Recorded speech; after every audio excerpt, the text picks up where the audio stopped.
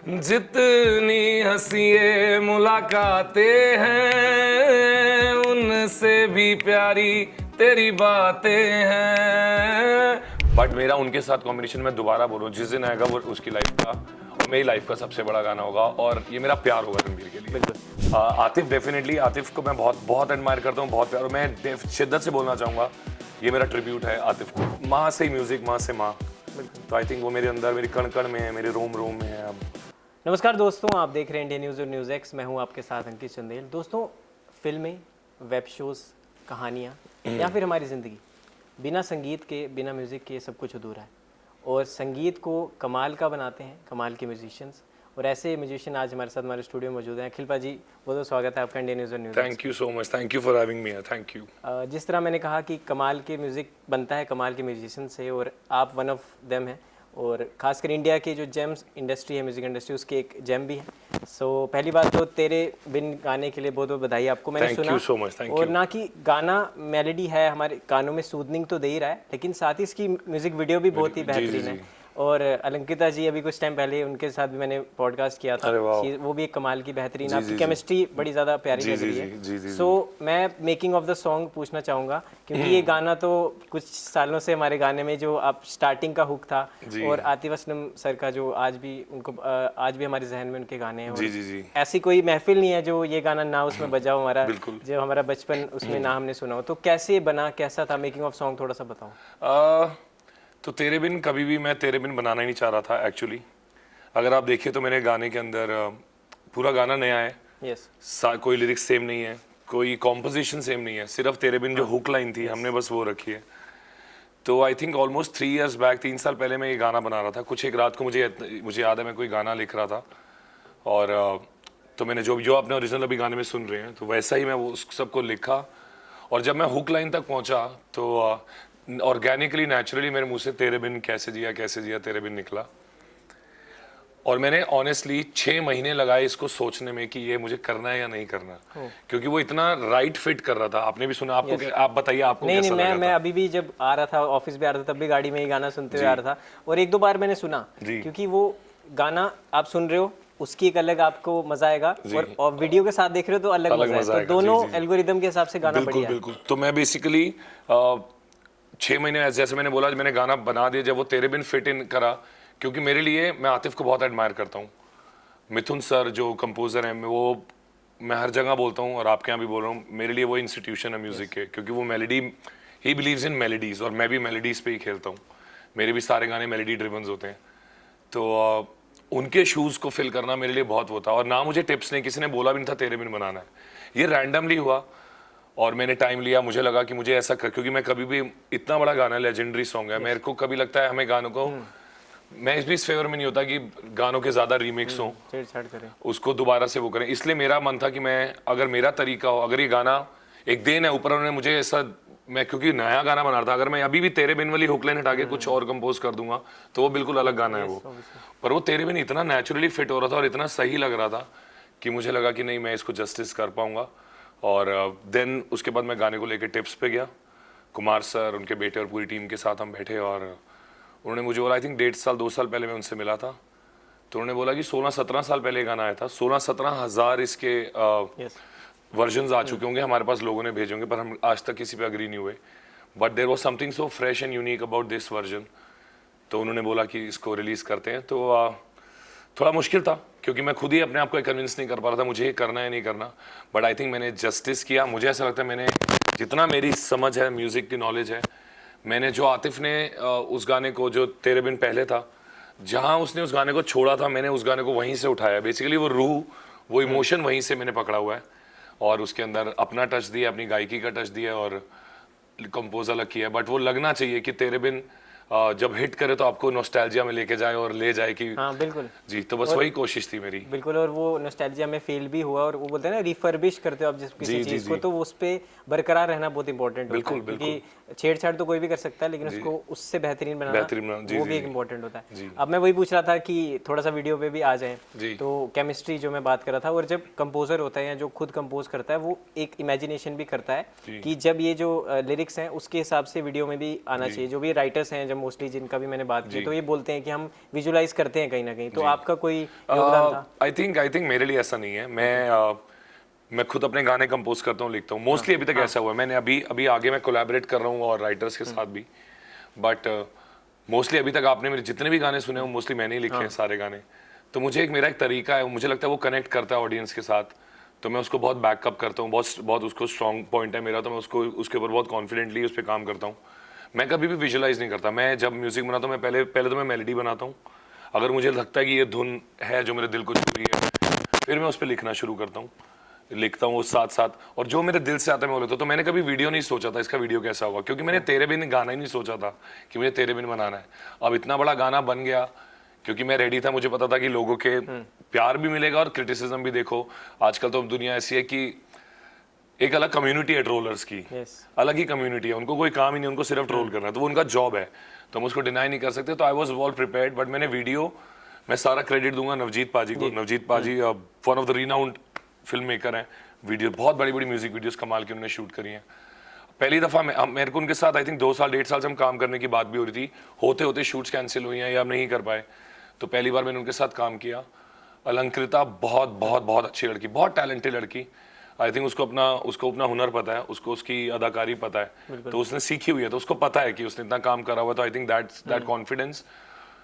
और बाकी I think वो गाने से इतना कनेक्ट कर गई थी, और आई एम ग्लैड जो हमारी केमिस्ट्री है। मुझे भी आई थिंक मुझे लगा कि वो बहुत बहुत, क्योंकि और भी मैंने म्यूजिक वीडियोस करी हैं और भी मैं कर रहा हूँ जो भी आई नहीं है, पर मुझे केमिस्ट्री आई थिंक अलंकृता के साथ सबसे अच्छी लगी और बहुत नेचुरल लगी, और वो स्क्रीन पर भी अच्छी दिखी और स्क्रीन पे भी आ गई। जी जी जी, बिल्कुल बिल्कुल, वाह।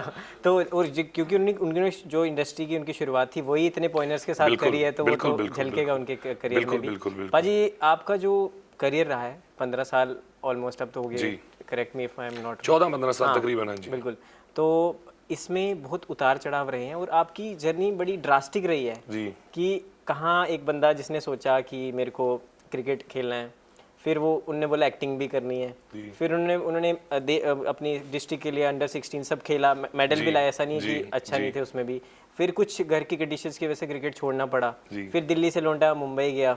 सो एक आपकी कहानी भी एक फिल्म की तरह ही है जी। सो बायोग्राफी लिखी जाएगी, 100% लिखी जाएगी। बिल्कुल, तो मैं वही पूछना चाहता हूँ कि आप जो एक अपनी ज़िंदगी की फिल्म को एंजॉय कर रहे हो और जो 15 साल अब तक हो गए, तो किसी ने सोचा था कि जो ओपनर है क्रिकेट फील्ड में, चाहे बॉलिंग हो चाहे बैटिंग हो, वो एक शो ओपन करेगा या इतने बड़े बड़े कॉन्सर्ट्स ओपन करेगा? सोचा तो मैंने ये भी नहीं था एक्चुअली कि मैं क्रिकेट खेलूंगा, पर वो क्रिकेट बचपन से कीड़ा था, वो आई थिंक वो हर इंडियन में ही रहा होगा, बट वो कुछ होते हैं ना कि वो पागल ही होते हैं। मैं जुनून मेरे अंदर शुरू से था, तो शुरू में वो क्रिकेट था जिसने मुझे वो जुनून का एहसास दिलाया। फिर जैसा कि आपको स्टोरी, आपको मेरे बारे में सब पता ही है, तो जैसी भी सिचुएशन की वजह से मुझे छोड़ना पड़ा, मैं नहीं कैरी ऑन कर पाया। आई थिंक मेरे से ज़्यादा परिवार का भी दिल टूटा था, क्योंकि उनको लगा था मैं इंडिया के लिए खेल सकता हूँ, और था वो मेरे अंदर वो टैलेंट, वो हुनर था मेरे में। बट आई थिंक मैं बिल्कुल भी इस चीज़ का गिला नहीं है मेरे दिल के अंदर, क्योंकि मुझे लगता है भगवान ने मुझे अपॉर्चुनिटी दिखाई।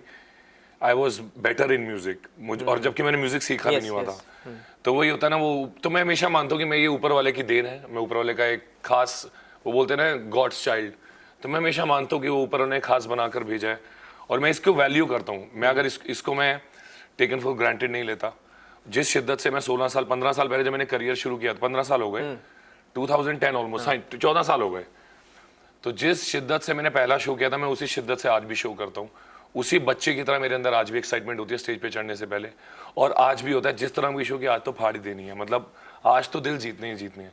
तो आई थिंक वो मेरा एक पैशन कंटिन्यू वो सेम रहा आज तक, जिसकी वजह से मुझे लगता है कि मैं म्यूजिक के अंदर और ग्रो कर पा रहा हूँ और ज़्यादा म्यूजिक के अंदर घुस पा रहा हूँ। वो मैंने पैशन में कभी भी कमी नहीं आने दी। बाहरी दुनिया को अपने से दूर रखा, अपने आप को मैं बहुत अकेला रहने वाला, अपने आप में रहने वाला इंसान हूँ और अपनी दुनिया में रहने वाला इंसान हूँ। मुझे लगता है टू क्रिएट, जब आप क्रिएटर होते हैं तो आपको दुनिया से दूर रहना होता है, ये मुझे ऐसा लगता है, और मैं काफ़ी दूर रहता हूँ। जबकि दिल्ली के इस सोशल सर्कल में या कहीं भी जाओ, आजकल सोशल मीडिया का जो ज़माना है, मैं इससे काफ़ी परेशान, आप देखते होंगे मैं थोड़ा इस चकाचौंध से दूर रहता हूँ। मेरे को लगता है मेरी आवाज़, मेरा काम बोले, मेरे गाने बोले, तो वो सब ठीक है। तो वो सब होता है, उतार चढ़ाव जो आप बात करें जीवन की, आई थिंक अगर उतार नहीं होते तो चढ़ाव का जो मज़ा है वो ना होता। मैंने 100 उतार देखे होंगे, उसके बाद अगर जो मेरा एक चढ़ाव आता है वो 100 उतार से इतना बड़ा होता है कि कि उसका मज़ा ही अलग होता है, स्वाद अलग होता है। तो मेरा पहला गाना है हमसफ़र, जितनी कठिनाइयों से आया हो, मैंने जितनी डिफिकल्टीज ऑलरेडी, और I am sure music industry हमारी ऐसी है, कई फेस करते हैं, मैंने भी बहुत कुछ, आई थिंक कोई ऐसी चीज़ रह नहीं गई जो मैंने फेस ही नहीं करी है।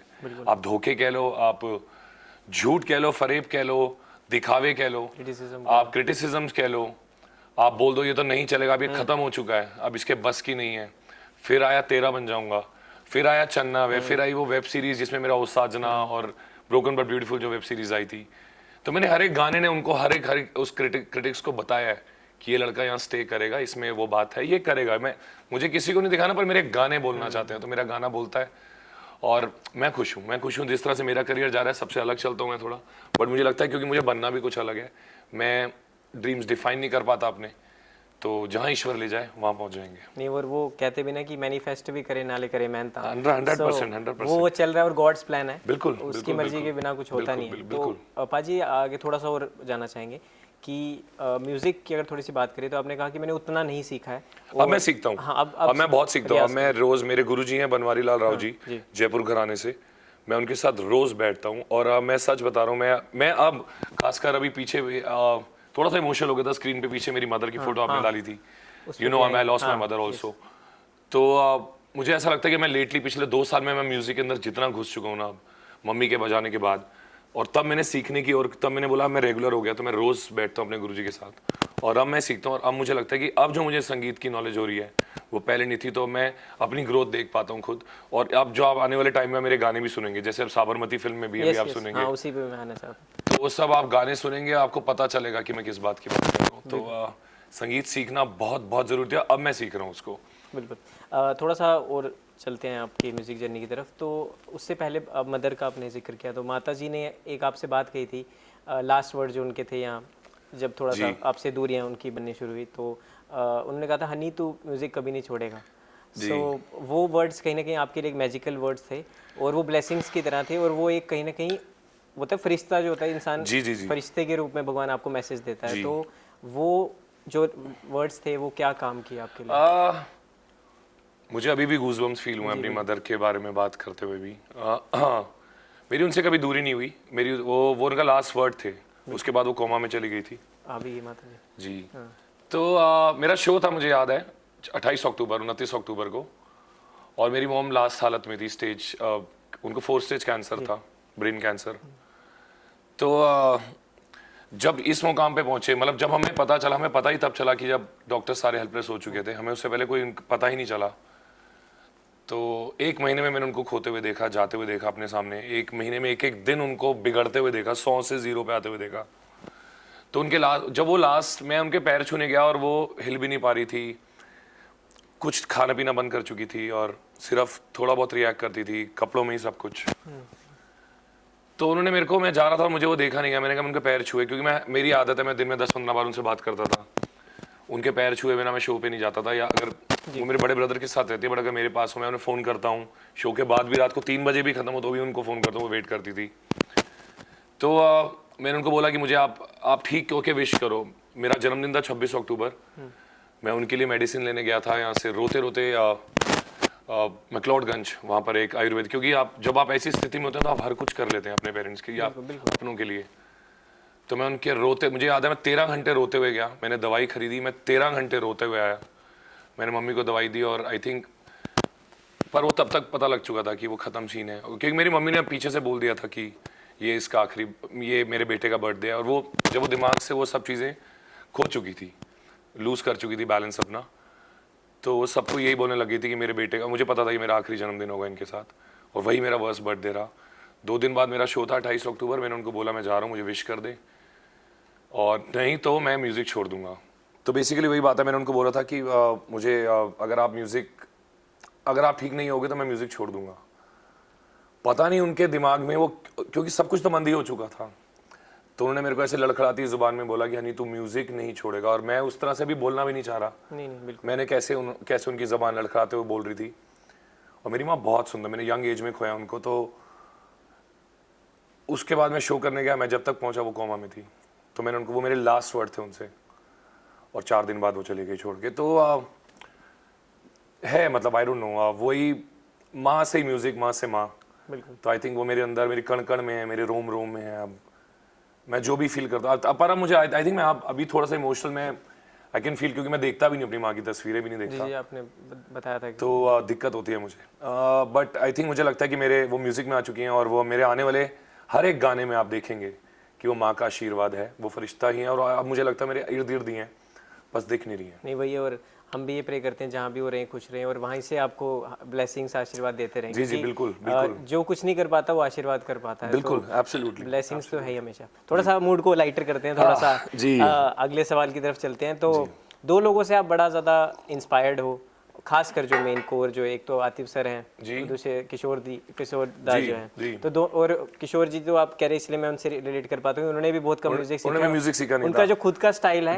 वही और वही उसी के लिए जाने जाते थे। वो उनकी अदाकारी, वो स्टाइल, उन्होंने वो स्टेज पे एक्ट कैसे करते हैं, वो जो आज हम लोग सब लोग जो कर रहे हैं, वो कहाँ से आया है? वो किशोर जी से ही आया होगा। वो वही तो थे। मतलब आप, एक ब्लेसिंग होती है जो इंसान जब सीखता नहीं और ऐसा कर जाता ना, वो एक ऊपर, वो भी गॉड चाइल्ड ही होंगे। वो अंदर जो बात होती है, वो इंस्पायर, आप बिना सीखे पूरी दुनिया इंस्पायर कर जाते हो। तो कुछ एक ऊपर वाले की देन होती है, खास देन होती है जो आप में ही होती है। और फिर मेहनत, जैसे आपने बोला, वो मेहनत तो जरूर ही करनी है। वो नहीं करोगे तो आप, यही मैंने बोला, मैं टेकन फॉर ग्रांटेड नहीं लेता इस चीज को। मैं आज भी उसी शिद्दत से बैठता हूँ, रोज थैंक यू बोलता हूँ कि आपने मुझे संगीत दिया। तो उनसे बहुत बहुत इंस्पायर हूँ, उनकी स्टाइल से बहुत इंस्पायर्ड हूँ मैं। और वो कुछ भी गाते, अपनी अपनी चीजें करते थे। तो वही अपनी चीज बनाना ना, तो वो जो उनका, to create something your own, not trying to create जो दूसरे आसपास के भी इर्द गिर्द कंपोजर्स या सिंगर्स कर रहे हैं, अपना कुछ कर रहे हैं। क्रिटिसिज्म भले मिल जाए, बट आजकल हम जमाने उसमें रहते हैं ना, क्रिटिसिज्म इजीली मिल जाता है, क्योंकि कोई किसी को देख, किसी की खुशी में खुशी नहीं है लोग। तो बस वो पॉइंट है। आतिफ, डेफिनेटली आतिफ को मैं बहुत बहुत एडमायर करता हूँ, बहुत प्यार। और मैं शिद्दत से बोलना चाहूंगा, ये मेरा ट्रिब्यूट है आतिफ को। अगर आतिफ, आई एम श्योर अभी तक सुन चुके होंगे, वैसे वो गाना सुन चुके होंगे, पर जब भी अगर नहीं भी सुना वो सुनेंगे, तो मैं ये आपके ऑन रिकॉर्ड्स बोलना चाहता हूँ, ये मेरा ट्रिब्यूट है, ये मेरा प्यार है आतिफ असलम के लिए और मिथुन सर के लिए। नहीं बिल्कुल, और उनकी और आपकी काफ़ी सिमिलैरिटीज़ भी है, जो मैं आपके इंटरव्यूज देख रहा था, चाहे क्रिकेट को लेके हो, चाहे आपके वो खुद भी खेलते हैं तो उनको भी पसंद था। तो काफ़ी सारी हॉबीज़ भी आपकी मिलती है, और कोई लोग तो कहते हैं आवाज़ भी कहीं ना कहीं एक रिसेम्बलेंस है। जी जी जी जी जी जी, खासकर जब मैं उनके गाने गाता हूँ, तो मैं वो एक टेक्सचर में, एक फ्रीक्वेंसी वो जरूर मैच करती है। जबकि अब आई थिंक हमसफर के बाद जितने भी गाने हैं, किसी ने मुझे कभी, अब मेरी अपनी एक आवाज हो चुकी है, बट जब मैं लाइव उनके गाने खासकर जब गाता हूँ, तो मेरी, और मुझे अच्छा लगता है, मुझे इस चीज़ में कोई वो नहीं है कि मुझे अगर बोला भी जाता है, क्योंकि जो बोलते हैं, जो ये सब जो हमें नीचे खींचने की कोशिश करते हैं, वो इसलिए क्योंकि वो वहाँ पहुँचना चाहते हैं पर पहुँच नहीं पा रहे। बिल्कुल, तो वो चीज़ होती है। तो आतिफ ने मेरे को बहुत बहुत इंस्पायर किया है, और I think it's the best thing अगर कोई आर्टिस्ट आपको इंस्पायर करता है। और आप मानेंगे नहीं, जब मैंने आतिफ असलम का पहला कॉन्सर्ट था इंडिया में, नोएडा एलिवेट्स एक क्रिकेट क्लब होता था, 2009-8 की बात है तकरीबन, पहला शो था, पहली बार हिंदुस्तान आए थे। मैं एक्टिंग सीखता था तब, मैं अपना थिएटर की क्लास मिस करके शो देखने गया था, मैं बिना घर पे झूठ बोले मैं गया था वहाँ पर। And Atif just walked in, और आतिफ ने गाना शुरू करा। I just kept looking at him, और मैंने बोला कि एक दिन मैं इससे ज्यादा ये सब चीजें कर सकता हूँ, मतलब।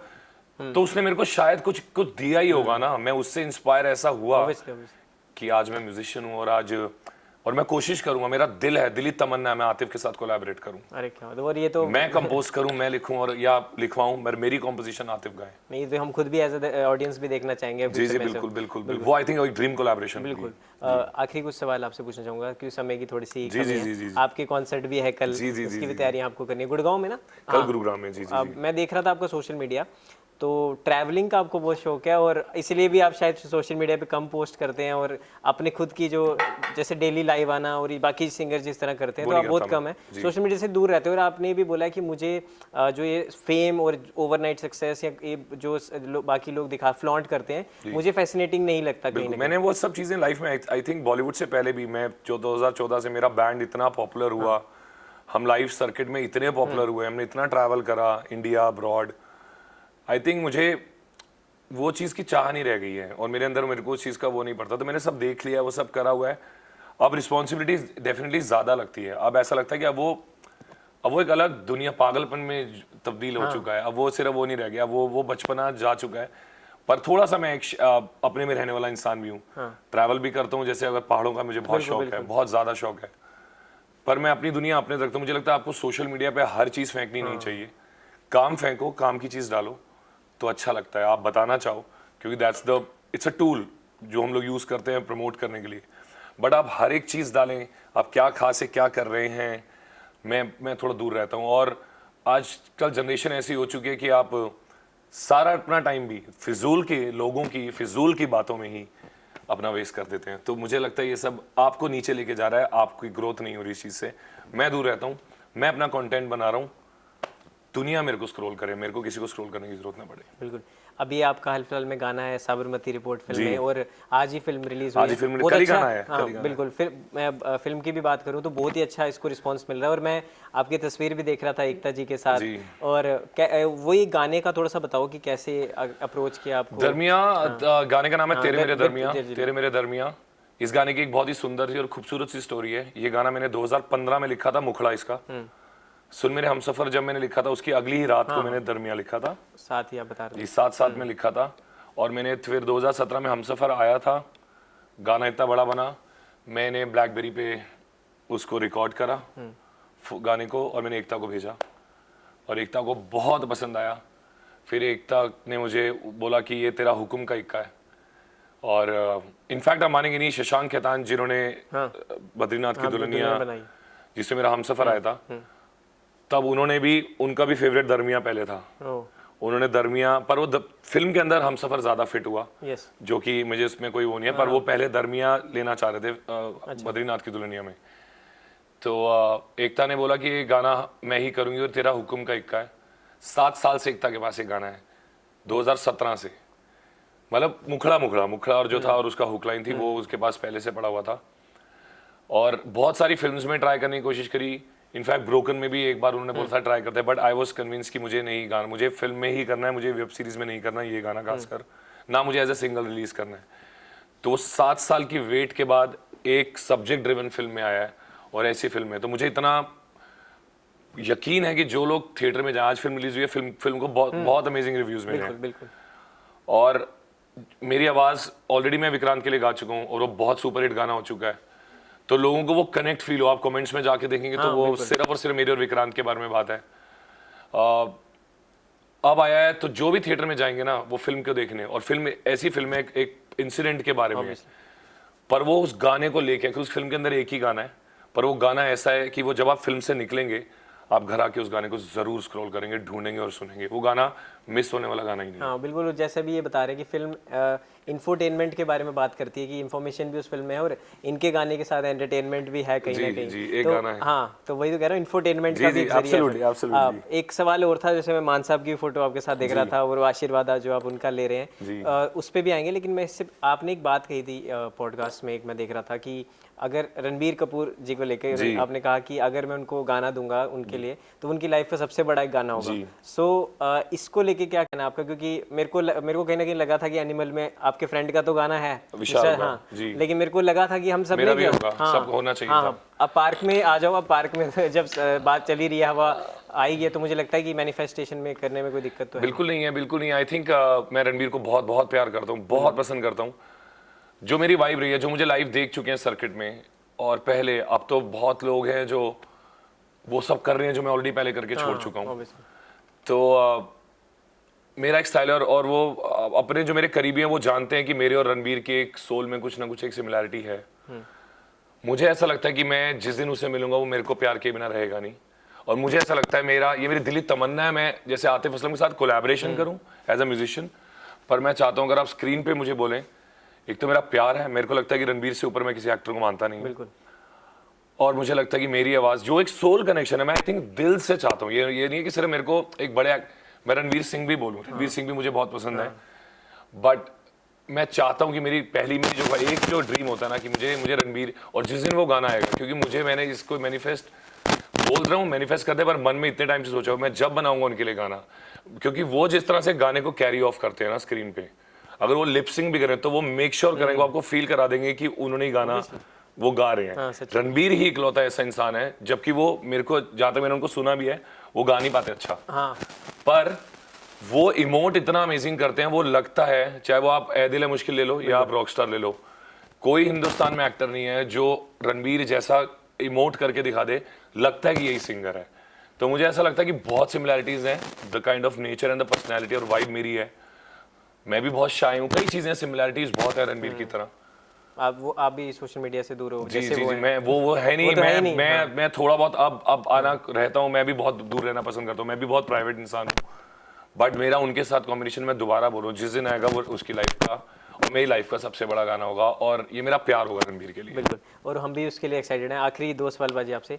एक तो रणबीर कपूर साहब का आपने नाम लिया ही, प्यार भी और आप में उनमें कॉमन है। उन्होंने भी जिससे प्यार किया उसी से शादी जी की, जी। आपने भी जिससे प्यार किया उससे शादी की। तो what is the definition of love for you? क्योंकि तेरे बिन ना सिर्फ एक 2 एंगल्स की स्टोरीज को दिखाता है, बट प्यार को भी दर्शाता है। बिल्कुल बिल्कुल तो बिल्कुल। आपके लिए प्यार की परिभाषा क्या है? वाह, वैसे ये वाला सवाल मेरे से ऐसे किसी ने ऐसे ज्यादा पूछा नहीं है, जबकि बहुत ज्यादा लोग पूछ लेते हैं सवाल, पर मुझसे ऐसे कभी नहीं पूछा। आई थिंक मेरे लिए प्यार क्या बोलूं, पर मैं डिफाइन देखो ऐसे नहीं कर सकता, पर मुझे ऐसा लगता है कि प्यार, मैं जैसा हूं ना, आपको मैं ऐसे ही पसंद होना चाहिए, तभी वही प्यार है, और आपको ऐसे ही एक्सेप्टेंस हो। आप मुझे मुझे आपने क्या पहना है, आप कैसे क्या दुनिया में अचीव करना, हाँ आपके ड्रीम्स आपके अंदर वो होना चाहिए, एम्बिशियस होना चाहिए, बट आपकी सिंपलिसिटी मुझे अट्रैक्ट करती है। मेरे को लगता है कि प्यार बहुत सिंपल होता है और उसको सिंपल ही रखना चाहिए। प्यार क्या है आपके लिए, जब हम सवाल भी पूछते हैं तो हम इतना बड़ा बना देते हैं। सबसे इंपॉर्टेंट चीज है दुनिया में इस जीने के लिए प्यार, पर सबसे सिंपल चीज है, क्योंकि all we need is love. मैं इसलिए सिर्फ कोशिश करता हूँ, मैं प्यार इतना देता हूँ, मेरे फैंस बताएंगे आपको, ये आप जानते ही होंगे, मेरे दोस्त, मेरी टीम, मेरा परिवार, आई एम अ गिवर। मैं बहुत प्यार देता हूँ, बहुत प्यार देता हूँ, इसलिए प्यार पाता भी हूँ। मुझे रहना ही ऐसा आता है, तो मेरे को ना, मैं डिफाइन नहीं कर पाता। मुझे लगता है कि मुझे दूसरों को खुश करने में बहुत अच्छा लगता है। मेरे जीवन का उद्देश्य है टू मेक अदर्स हैप्पी। मेरा दैट्स व्हाट्स माय एम। मेरे को ये नहीं है कि मुझे ये बंगले ऐसे खरीद, वो सब मैं करता रहूंगा, पर मुझे नहीं है कि मेरे को पहली अपना प्राइवेट जेट लेना है, जो सब पूरी दुनिया करती है।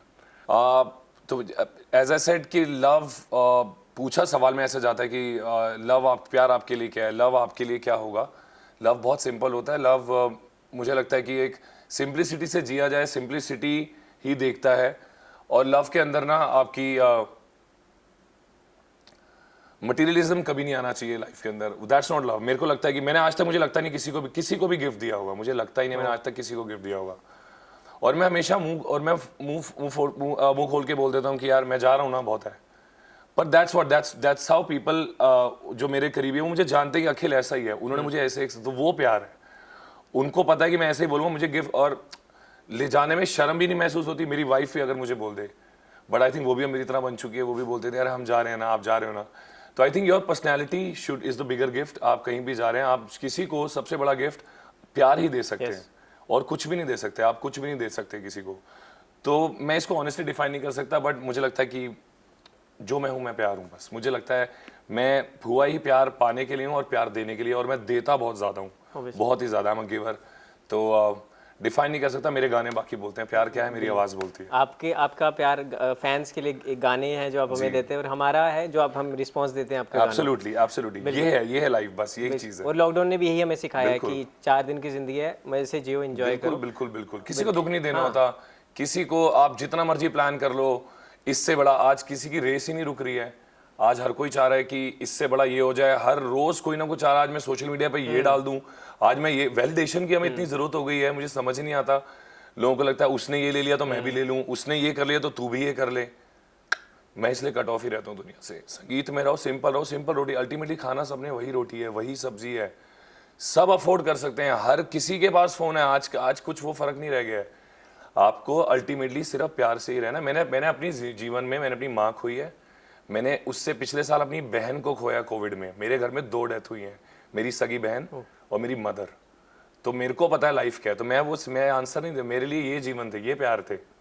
तो प्यार ये होता है, प्यार सिर्फ to keep your family happy, safe, उनको अच्छा खाना मिले, अच्छी जिंदगी दें। आपको नहीं पता लाइफ में आगे क्या होने वाला है, तो बस जो है यही है। सच बता रहा हूँ, life is all about love. सब कुछ यही है, परमात्मा ने हमें भेजा ही इसको करने के लिए, और अगर हम ये नहीं करते, करेंगे अल्टीमेटली आके सभी। आज भी जो लोग इस चीजों को मानते नहीं है ना, वो अल्टीमेटली आएंगे इसी पर ही, क्योंकि एंड गेम ही यही है। इसके ऊपर कुछ नहीं रह गया, कुछ भी नहीं रह गया। हमें पर्पस रियलाइज करना चाहिए, हमें भेजा क्यों गया लाइफ में, सिर्फ प्यार बांटने के लिए, क्योंकि और कुछ है ही नहीं। आप ढूंढते क्या लाइफ में, कमा लो, आप पैसे कमाए जा रहे हो, कमाए जा रहे हो, आपकी इज्जत नहीं है, आपकी कोई बात नहीं कर रहा आपसे, कोई बात करने के लिए नहीं है, तो क्या फायदा है उस चीज का, कहाँ भाग रहे हो आप। सही बात, प्यार चाहिए आपको। बिल्कुल।